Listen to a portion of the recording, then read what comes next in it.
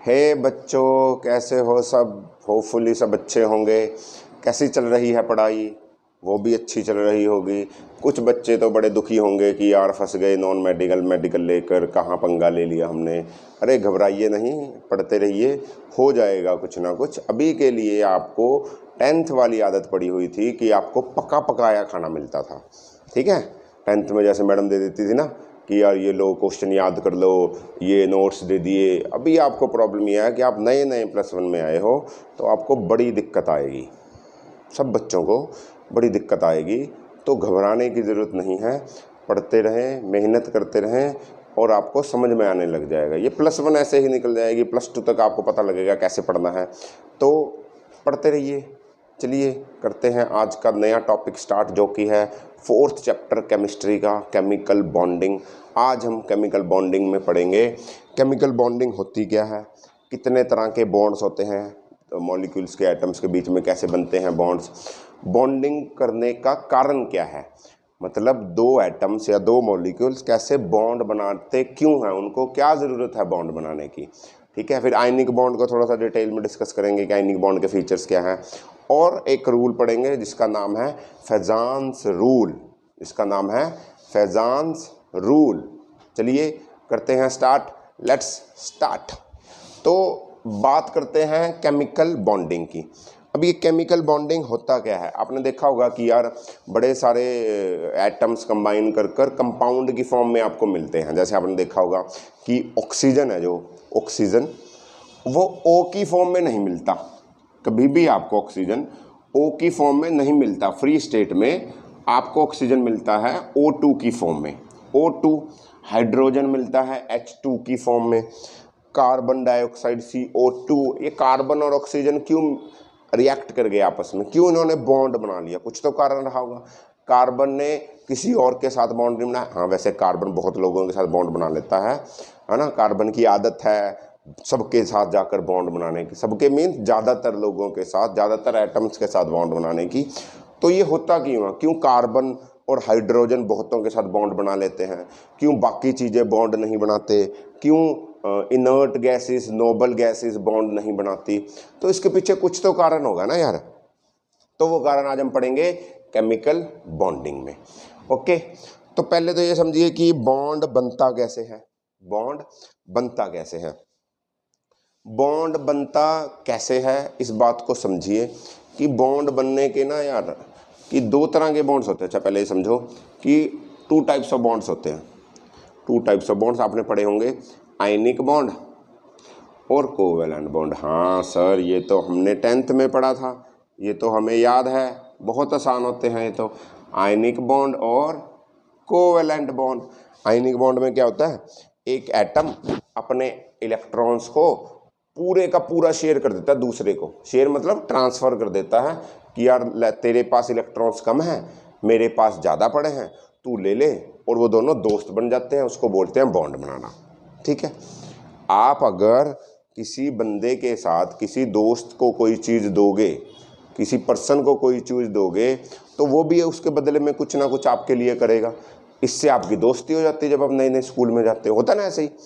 तो ऐसे ही एटम्स भी ऐसा करते हैं। वो बोलता है यार तू मेरे इलेक्ट्रॉन्स ले ले, वो बोलता है हाँ तू दे दे, तो उनकी दोस्ती हो जाती है। उसको बोल देते हैं बॉन्ड, एक बॉन्ड, ठीक है। जैसे यार मैं एग्जांपल लेता हूँ, आयनिक बॉन्ड में क्या होता है, आयनिक बॉन्ड कैसे बनते हैं, कंप्लीट ट्रांसफर ऑफ इलेक्ट्रॉन्स हो जाता है। कंप्लीट ट्रांसफर ऑफ इलेक्ट्रॉन्स हो जाता है एक एटम से दूसरे एटम पे।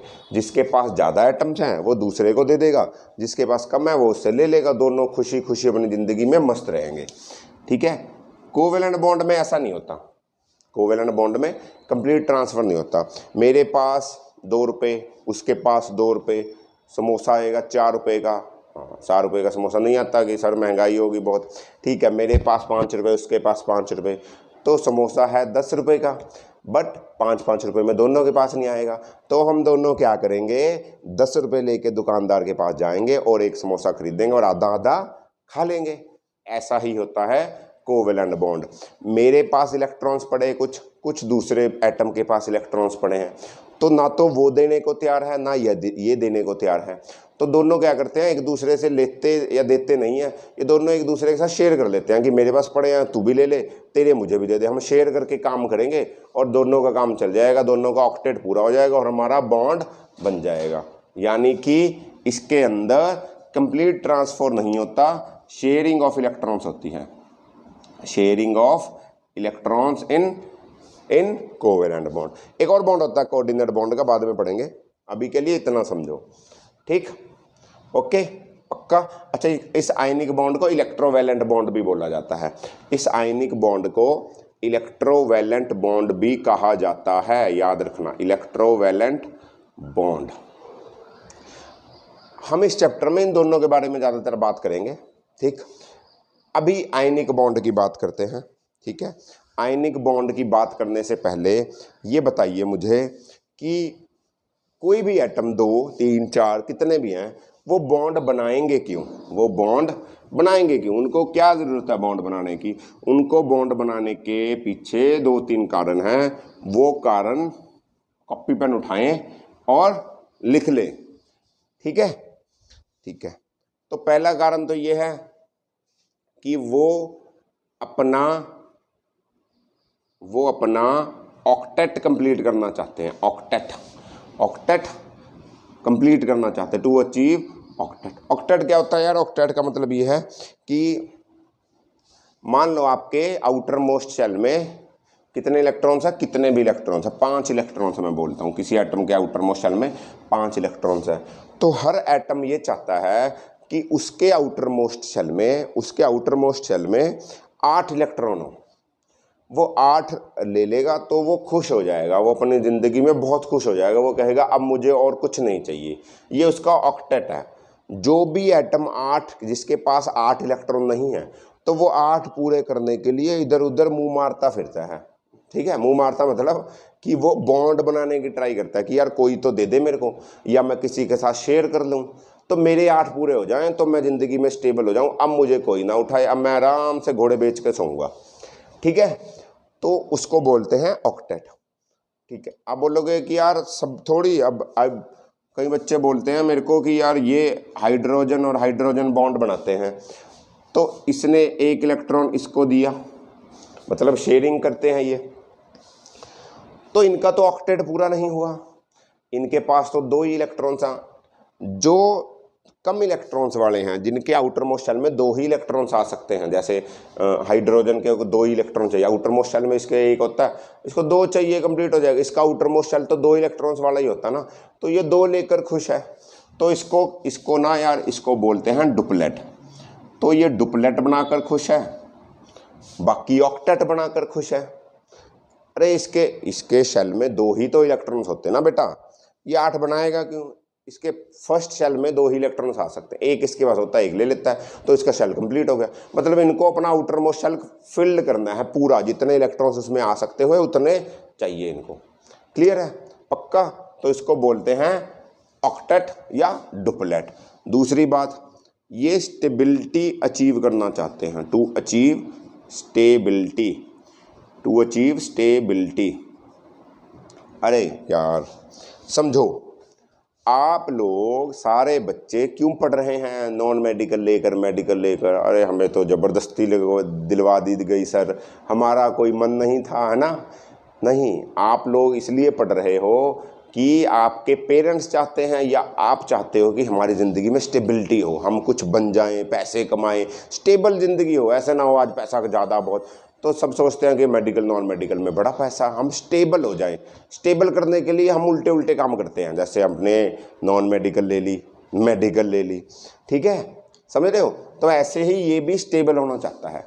स्टेबल कैसे होगा, जब ये भी नॉन मेडिकल ले लेगा, नहीं, ये जब 8 इलेक्ट्रॉन पूरे कर लेगा अपने आउटर मोस्ट शेल में, 8 इलेक्ट्रॉन पूरे कर लेगा, अब इसको कहीं जाने की जरूरत नहीं है यार, अब ये बैठा रहेगा। स्टेबिलिटी मतलब पहले भाग रहा था, कभी इधर जा रहा था, कभी उधर जा रहा था कि यार मेरे 8 पूरे कर दो, मेरे 8 पूरे कर दो, अब इसको जरूरत नहीं है, तो अब ये आराम से बैठेगा घर पे, चिल करेगा ये, ठीक है।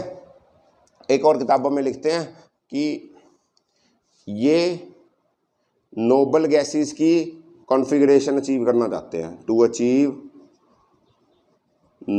कॉन्फ़िगरेशन ऑफ नोबल गैसेज, वो यही बात है, कॉन्फ़िगरेशन ऑफ नोबल गैसेज, मतलब नोबल गैसेज जैसे बनना चाहते हैं सारे के सारे नोबल गैसेज जैसे बनना चाहते हैं। जैसे एग्जांपल लेता हूँ यार, आप किसी से बड़े इंस्पायर होंगे, किसी पर्सन से आप बहुत इंस्पायर होंगे। मान लो कई लोगों को क्रिकेट खेलना बड़ा अच्छा लगता है, तो वो सब सोचेंगे यार मैं ना विराट कोहली जैसा बनना चाहता हूँ, ठीक है।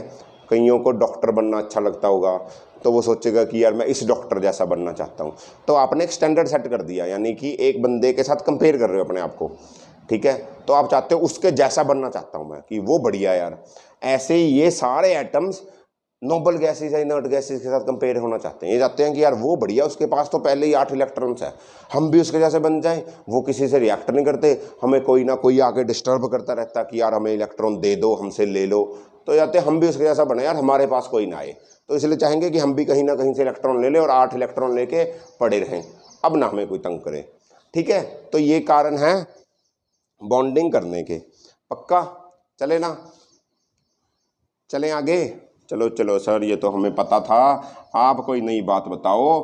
तो नई बात सुनो, नई बात ये है कि आयनिक बॉन्ड के फीचर्स क्या होते हैं। अरे यार, आयनिक बॉन्ड के फीचर्स क्या होते हैं, बड़ी ही सिंपल भाषा में बताऊंगा, आप लोगों को पता है, पढ़ लेना, बट मेरा बताना फ़र्ज़ है, तो वो नोट करिए। सबसे पहली बात है, आयनिक बॉन्ड के फीचर्स क्या होते हैं। इसकी जो फिजिकल स्टेट होती है, जो आयनिक बॉन्ड से कंपाउंड बनता है, वो सॉलिड कंपाउंड्स होते हैं। वो क्या होते हैं, सॉलिड कंपाउंड्स होते हैं। दूसरी बात, इसका मेल्टिंग पॉइंट और बॉइलिंग पॉइंट आयनिक कंपाउंड्स का, मतलब दो एटम ने आयनिक बॉन्ड किया तो आयनिक कंपाउंड बना, उनका मेल्टिंग और बॉइलिंग पॉइंट हाई होगा। तीसरी बात, उनकी सॉल्युबिलिटी उनकी हाई होगी, वो घुल जाएंगे किसी सॉल्वेंट में जल्दी। फोर्थ, कंडक्टिविटी, आयनिक कंपाउंड जो होते हैं वो सॉलिड फॉर्म में कंडक्ट नहीं करते, किसको, हीट और इलेक्ट्रिसिटी को, बट ये लिक्विड या एक्वस फॉर्म में कंडक्ट करते हैं। नोट करें, सॉलिड फॉर्म में कंडक्ट नहीं करते, लिक्विड या एसिड एक्वस फॉर्म में ये कंडक्ट करते हैं। Physical state solid, melting boiling point high, solubility high, conductivity high. अच्छा, एक और बात, ये सारे कंपाउंड, आयनिक कंपाउंड जो होते हैं, ये आइसोमरिज्म शो नहीं करते। आइसोमरिज्म क्या होता है यार, आइसोमरिज्म का ये मतलब होता है कि आपका मॉलिक्यूलर फार्मूला सेम है बट स्ट्रक्चरल फार्मूला लगा है। मतलब कि फार्मूला तो सेम होगा, जैसे C2H4, मान लो 2 चीज़ें हैं C2H4 की, बट उनका मॉलिक्यूलर फार्मूला तो C2H। एग्जाम्पल ले रहा हूँ, ऐसा होता नहीं है C2H4 बोलोगे यार, ऐसा तो होता नहीं। C2H4 मान लो एक फार्मूला है, किसी और का भी C2H4 होगा, तो ये मॉलिक्यूलर फार्मूला हुआ सेम, बट इसका जो स्ट्रक्चर बनेगा, ऐसे CCH4, और इसका जो स्ट्रक्चर बनेगा CCH4, मान लो एग्जांपल दे रहा हूँ यार, ये स्ट्रक्चर अलग होगा, है ये भी C2H4 है, ये भी C2H4 है, बट ये इसका स्ट्रक्चरल फार्मूला, ये इसका स्ट्रक्चरल फार्मूला, ये अलग अलग होंगे। इसको बोलते हैं स्ट्रक्चरल फार्मूला, या इसको बोलते हैं आइसोमरिज्म शो करना। आयनिक बॉन्ड्स आइसोमरिज्म शो नहीं करते। Okay, noted. चलें आगे, भागे जल्दी जल्दी, पक्का। चलो फिर चलते हैं। ओके, ठीक है जी, आगे बात करते हैं लैटिस एनर्जी की। अच्छा, आप लोगों ने यार वो पढ़ी होगी पीछे, ionisation energy, ionisation enthalpy, electron affinity, याद होगा, ठीक है। नहीं पढ़ी तो हम ट्राई करेंगे उसकी एक वीडियो बनाएं जल्दी से, अभी के लिए याद रखो कि उसको भी पढ़ लेना। ओके, तो हम बात पहले करते हैं लैटिस एनर्जी की। अच्छा, लैटिस एनर्जी क्या होती है, lattice energy, what do you mean by lattice energy, या लैटिस एंथैल्पी भी बोल देते हैं इसको, लैटिस एंथैल्पी। अच्छा, ये लैटिस एनर्जी या लैटिस एंथैल्पी है क्या? लैटिस एनर्जी और लैटिस एंथैल्पी ये है कि मान लो आप किसी गैसियस स्टेट का किसी का भी एटम गैसियस फॉर्म में उठाओ और उससे 1 मोल आयनिक कंपाउंड बनाओ। मतलब मैंने क्या किया, मैंने और बी उठाया, और ये गैसियस फॉर्म में होने चाहिए, गैसियस फॉर्म में होने चाहिए, गैसियस फॉर्म में, समझ रहे हो, ये गैसियस फॉर्म में ही होने चाहिए कंपाउंड। और इनका आयनिक बॉन्ड बनाओ, इनको आयनिक बॉन्ड अगर बनेगा तो ये 1 मोल कोई कंपाउंड बनाएंगे, 1 मोल, 1 मोल कंपाउंड बनाए, और कितनी एनर्जी रिलीज हुई, कितनी एनर्जी रिलीज हुई, एनर्जी जो रिलीज हुई उसको बोलते हैं लैटिस एनर्जी।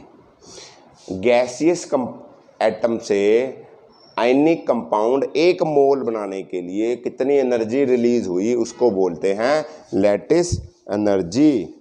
पक्का समझ आया? नहीं समझ में आया तो लिख लो, लिखो the amount of energy, the amount of energy released, the amount of energy released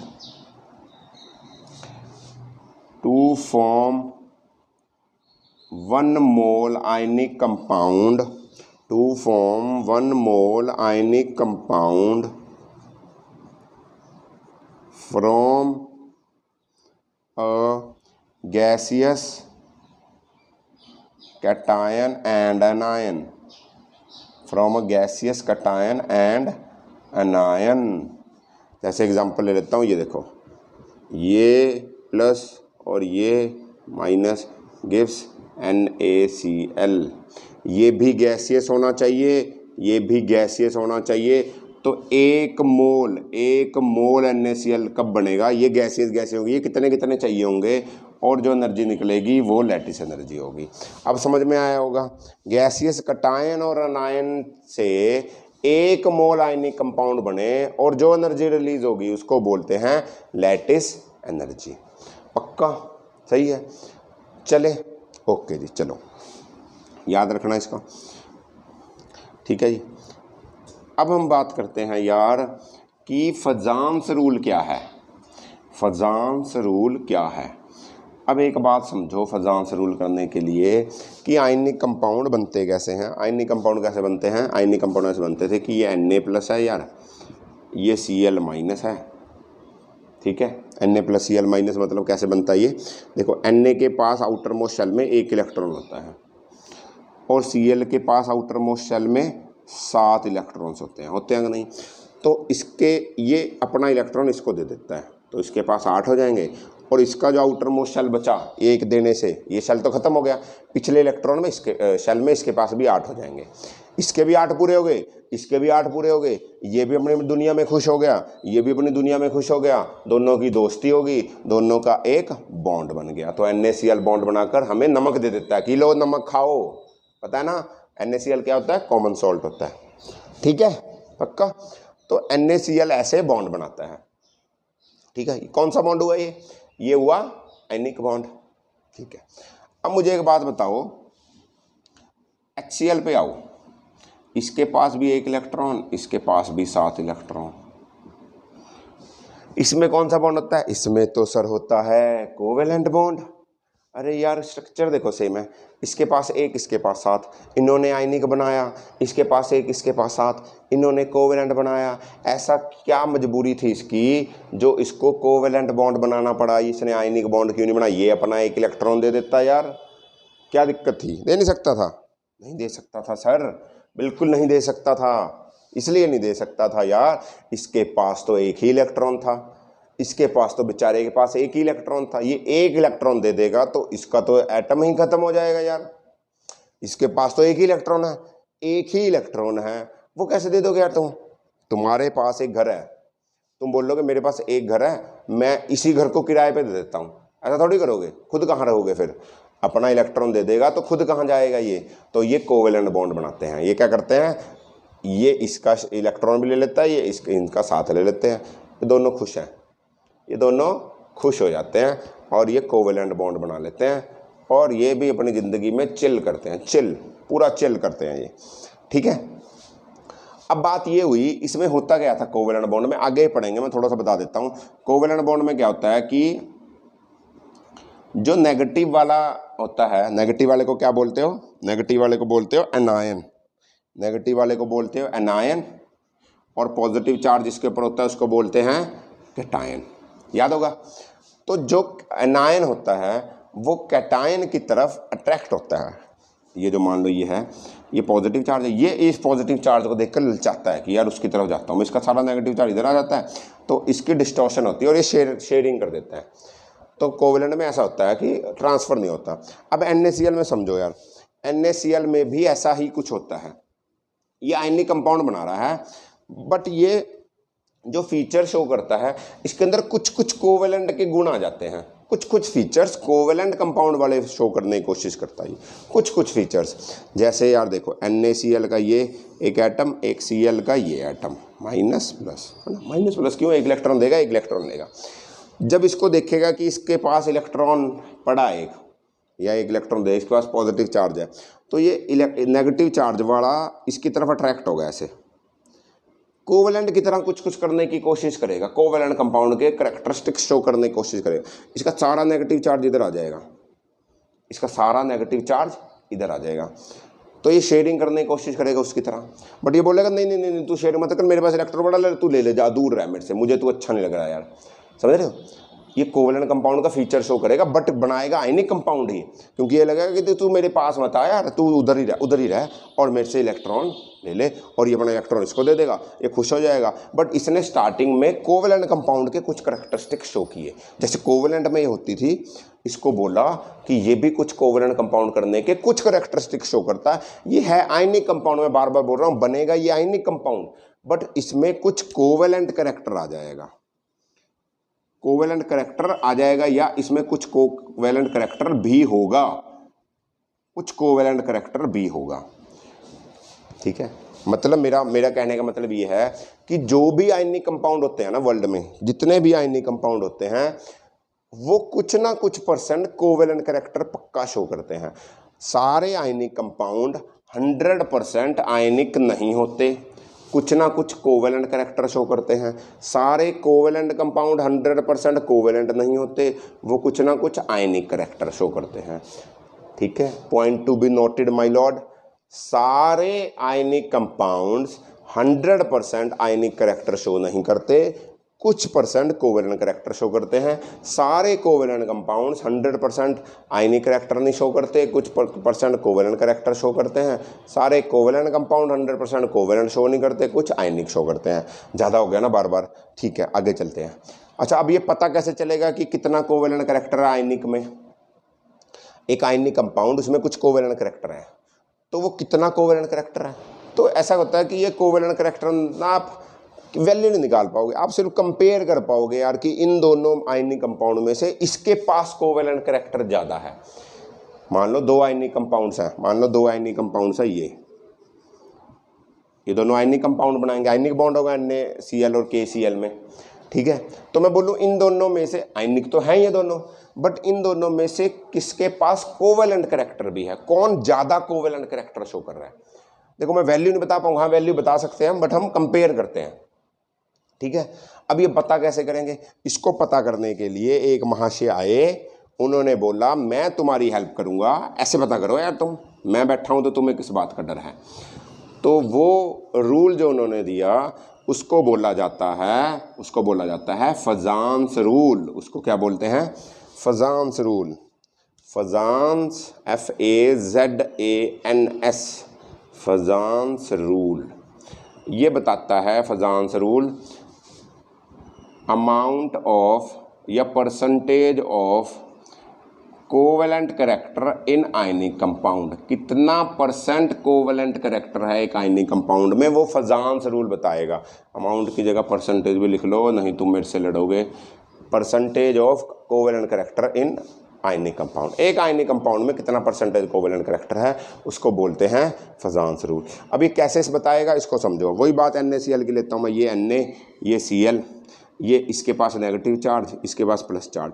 ये नेगेटिव चार्ज वाला इस प्लस चार्ज को देखकर इसका जी ललचाएगा कि यार उसकी तरफ भागता हूँ मैं, तो इसकी डिस्टॉर्शन होगी थोड़ी सी। ये सारा नेगेटिव चार्ज यहाँ आएगा, ठीक है, ये Cl है और ये Na है, पक्का। तो ये कटायन है, ये एनायन है, समझ रहे हो, ये कटायन है, जब ये एनायन कैटायन की तरफ थोड़ा सा डिस्टॉर्ट होकर सारा नेगेटिव चार्ज उसकी तरफ कर देता है, अट्रैक्ट होने की कोशिश करता है उसकी तरफ, तो इसको बोलते हैं ये पोलराइज हो रहा है, तो इसको बोला जाता है पोलराइजेशन ऑफ एनायन। ये प्रोसेस है पोलराइजेशन ऑफ एनायन। किसकी पोलराइजेशन हो रही है? एनायन की पोलराइजेशन हो रही है। क्यों एनायन की पोलराइजेशन हो रही है? क्योंकि ये कर रहा है उसकी पोलराइजेशन, यार इसके पास पॉजिटिव चार्ज है, इसके पास पॉजिटिव चार्ज, वही तो अट्रैक्ट कर रहा है उसको अपने जाल में फंसाने की कोशिश यही तो कर रहा है कि यार मैं पॉजिटिव हूँ तू नेगेटिव है, आजा। ठीक है, तो ये उसकी पोलराइजेशन कर रहा है। क्यों? इसके पास कुछ पोलराइजिंग पावर है, उसको बोलते हैं पोलराइजिंग पावर ऑफ कैटायन। अब ये सारा खेल है पोलराइजेशन ऑफ एनायन और पोलराइजिंग पावर ऑफ कैटायन का। मतलब कितना परसेंटेज कोवेलेंट कैरेक्टर होगा, ये दोनों चीज़ें बता देंगे, कितनी पोलराइजेशन ऑफ एनायन है, कितनी पोलराइजिंग पावर ऑफ कैटायन है। पक्का इन दोनों को स्टडी करेंगे तो आपको समझ में आएगा। सबसे पहले बात करते हैं पोलराइजिंग पावर ऑफ कैटायन की। Polarising power of cation. अच्छा एक बात और समझ लो, जितनी पोलराइजिंग पावर कैटायन की ज़्यादा होगी, जितनी कैटायन के पास की पोलराइजिंग पावर ज़्यादा होगी उतना ही उसका कोवेलेंट कैरेक्टर ज़्यादा होगा। आगे ही पढ़ेंगे हम, जितनी पोलराइजेशन ज़्यादा होगी उतना कोवेलेंट कैरेक्टर ज़्यादा होगा। ये दोनों ज़्यादा तो ज़्यादा कोवेलेंट कैरेक्टर। ठीक है, ये दोनों ज़्यादा तो ज़्यादा कोवेलेंट कैरेक्टर। पक्का जी, चलें आगे। चलो चलो सर, हम तो बोर हो गए बहुत ज़्यादा, ये क्या बात कर रहे हो आप, पोलराइजेशन पोलराइजिंग पावर। अब समझ में आएगा, अब समझो। पहले हम बात करते हैं कैटायन की पोलराइजिंग पावर की। कैटायन की पोलराइजिंग पावर से स्टार्ट करते हैं, पोलराइजेशन बाद में करेंगे। जिसके पास पावर ज़्यादा पहले उसकी बात करेंगे, फिर ये किसको दबकाएगा फिर उसकी बात करेंगे। तो पहले बात करते हैं कैटायन की पोलराइजिंग पावर की। ये पोलराइजिंग पावर किस पे डिपेंड करती है, मतलब ज़्यादा पोलराइजिंग पावर कौन से कैटायन की होगी। बात तो यही है, हमने बोला ज़्यादा पोलराइजिंग पावर तो ज़्यादा कोवेलेंट कैरेक्टर। अब ज़्यादा पोलराइजिंग पावर होगी किसकी, हमें कैसे पता चलेगा? तो हमें पता करने के लिए, माइक की तार उलझ गई, हमें पता करने के लिए साइज ऑफ एटम पता होना जरूरी है। Size of atom, size of atom नहीं, साइज ऑफ कैटायन बोलो।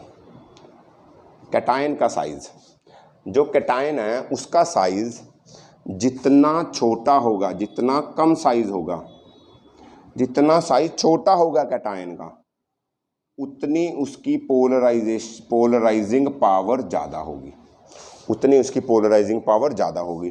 पोलराइजिंग पावर इतनी ज़्यादा होगी उतना ही उसका कोवेलेंट कैरेक्टर ज़्यादा होगा। क्लियर है? जैसे यार देखो, हेलीना की रब से फरियाद, ऐसे ही होता है। तो ये साइज नीचे को क्या हो रहा है, ग्रुप नंबर 1 है ना ये, हेलीना की रब से फरियाद। ठीक है, हेलीना की रूबी से फ्रेंडशिप, कैसा भी याद कर लो। तो ऐसे ग्रुप में नीचे चलते हैं तो साइज क्या होता है, बड़ा। पीरियड में चलते हैं तो साइज क्या होता है, छोटा, एटॉमिक साइज। तो इसका साइज बड़ा किसका हुआ, बड़ा हुआ इसका साइज। यानी कि जब ये, जैसे देखो LiCl और KCl, इनमें देखो कैटायन अलग अलग हैं, एनायन सेम है, Cl-Cl-। अब कौन ज़्यादा कोवेलेंट कैरेक्टर शो करेगा? आप देखो कैटायन को देखो, Li और K, इन Li और K में से किसका साइज छोटा है? इसका साइज छोटा, देखो ये छोटा, ये बड़ा बड़ा बड़ा होता है, इसका साइज छोटा। तो जिसका साइज छोटा उसके पास पोलराइजिंग पावर ज़्यादा, तो इसकी पोलराइजेशन पावर ज़्यादा, तो इसके पास कोवेलेंट कैरेक्टर ज़्यादा। समझ आया? जितना साइज छोटा उतनी ज़्यादा पोलराइजिंग पावर, जितना साइज छोटा ये बढ़ रहा है, इसके पास ज़्यादा पोलराइजिंग पावर। तो Cl तो कॉमन है दोनों में, तो इसके बेस पे पता लगेगा।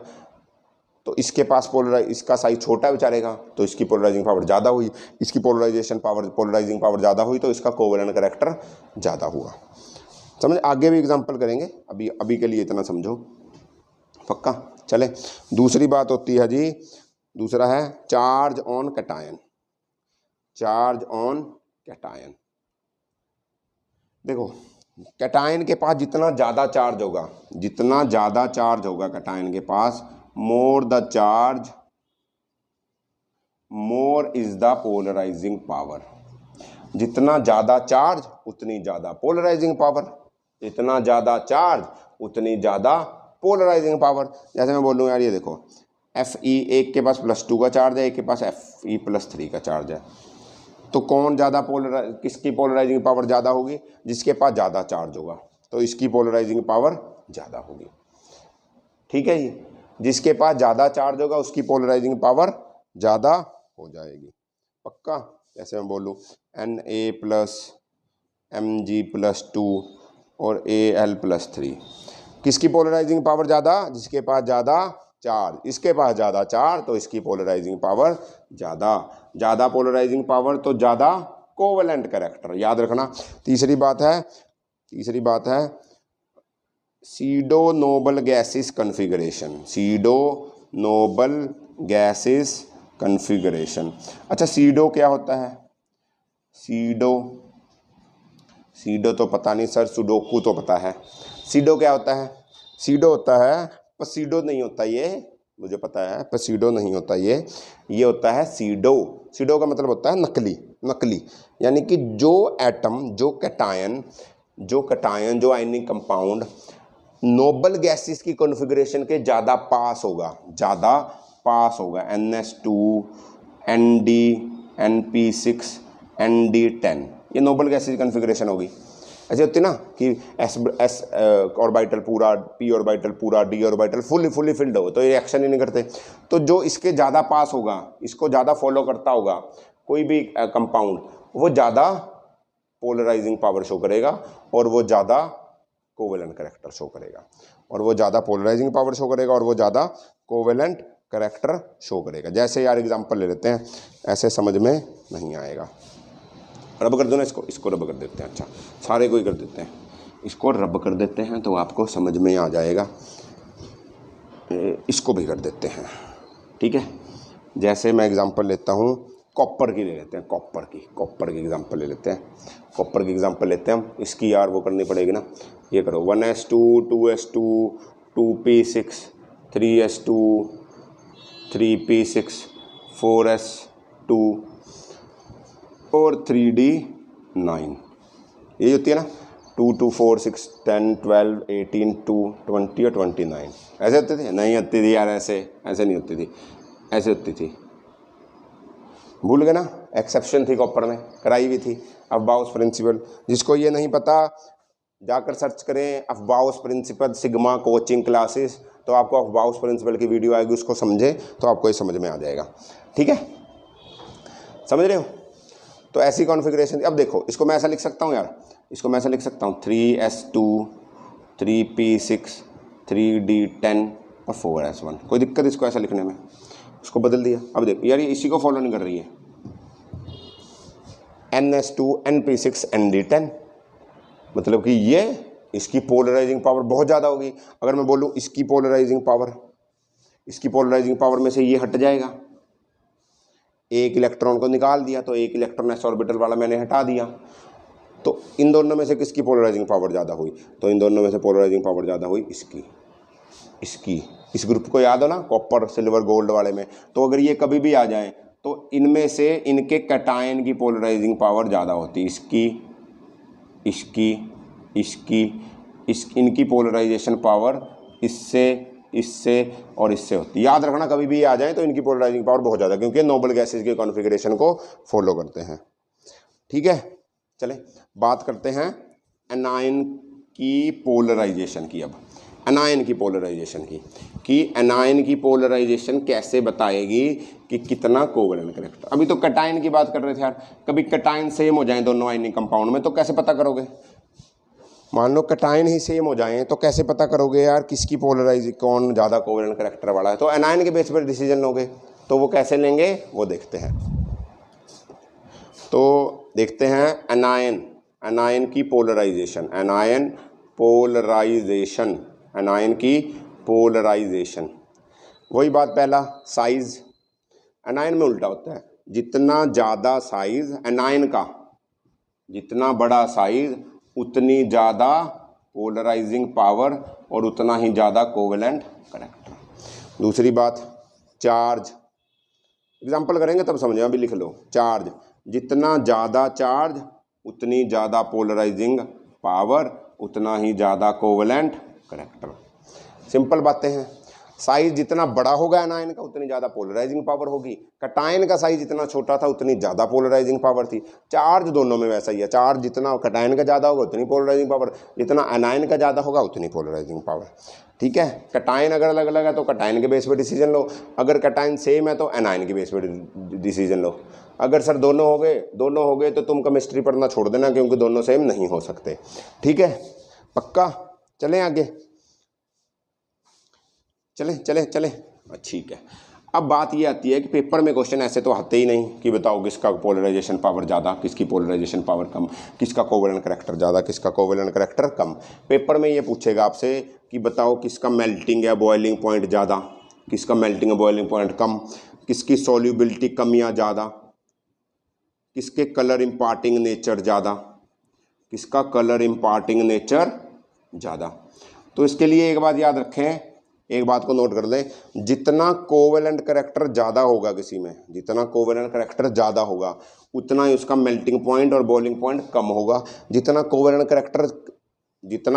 करैक्टर ज़्यादा होगा मेल्टिंग और बॉइलिंग पॉइंट उतना कम होगा।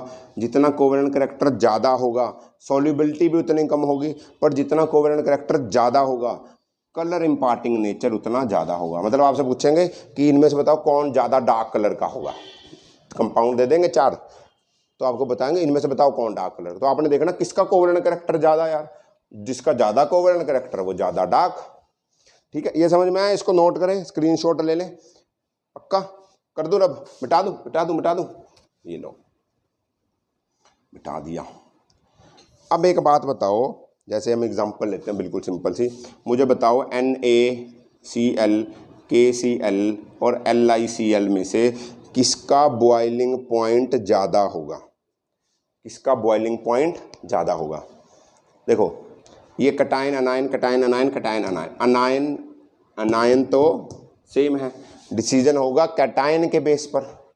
तो कैटायन का साइज देखो पहले, तो किस कैटायन का साइज सबसे छोटा होता है, उसकी पोलराइजेशन पावर ज़्यादा, तो सबसे छोटा साइज होता है इसका, है लीना की, तो इसकी पोलराइजिंग पावर ज़्यादा, इसकी लीना, इसकी कम और इसकी और कम, क्योंकि इसका साइज सबसे बड़ा।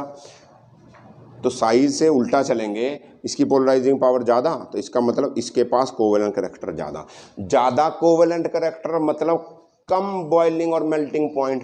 तो मेरे को पूछा गया ज़्यादा मेल्टिंग पॉइंट, इसके पास ज़्यादा कोवेलेंट करैक्टर, तो इसका मेल्टिंग पॉइंट बॉइलिंग पॉइंट कम होगा। मैंने तो पूछा ज़्यादा बताओ, इसका कम होगा तो इसका ज़्यादा होगा। कंफ्यूज मत होना, थोड़ा सा ध्यान से फॉर्मूले को, ट्रिक को याद कर कर लगा देना, पक्का। चलें आगे, मैं पूछता हूँ इसका बताओ, FeOH2 और FeOH3। अब देखो, अरे कैटायन अनायन सेम हो गया, कैटायन अनायन सेम हो गया। अब डिसीजन किसके बेस पे लोगे? कैटायन के बेस पे नहीं ले सकते, एनायन के बेस पे नहीं ले सकते। अब क्या करेंगे? अब बोलोगे सीडो नोबल गैसेस, अरे pseudo noble gases cation anion same है तो कॉन्फ़िगरेशन भी तो सेम हो गई। तो आप डिसीजन लोगे चार्ज के बेस पर। इसको देखो, ये कैसे बना होगा, ये ऐसे बना होगा, ये बना होगा ऐसे और ऐसे, याद है? ये बना होगा ऐसे और ऐसे, ये कैटायन ये एनायन। अब देखो कैटायन के पास चार्ज कितना ज़्यादा, इसके पास चार्ज ज़्यादा है तो इसका कोवेलेंट करैक्टर ज़्यादा, तो इसकी सॉल्युबिलिटी कम, इसकी सॉल्युबिलिटी ज़्यादा, इसका मेल्टिंग पॉइंट ज़्यादा, इसका मेल्टिंग पॉइंट कम, इसका कलर इम्पार्टिंग नेचर ज़्यादा, इसका कलर इम्पार्टिंग नेचर कम। पक्का ना? भूलोगे तो नहीं? अच्छा, एक लास्ट क्वेश्चन करते हैं, फिर करते हैं छुट्टी तुम्हारी। ठीक, जैसे तुमने मुझे बताना है, ये रहा, बुक्स में भी एग्जांपल है इसलिए ले रहा हूँ मैं, AgF, Ag chlorine, Ag bromide और Ag आयोडाइड। इनमें से बताओ किसका मेल्टिंग पॉइंट कम, सबसे कम, लोएस्ट मेल्टिंग पॉइंट बताना आपने। ठीक है, आपने बताना हाईएस्ट, हाईली सॉल्यूबल कौन है, किसकी हाईली सॉल्युबिलिटी ज़्यादा है। ठीक है, किसकी हाई सॉल्युबिलिटी, चलो ऐसा बता दो।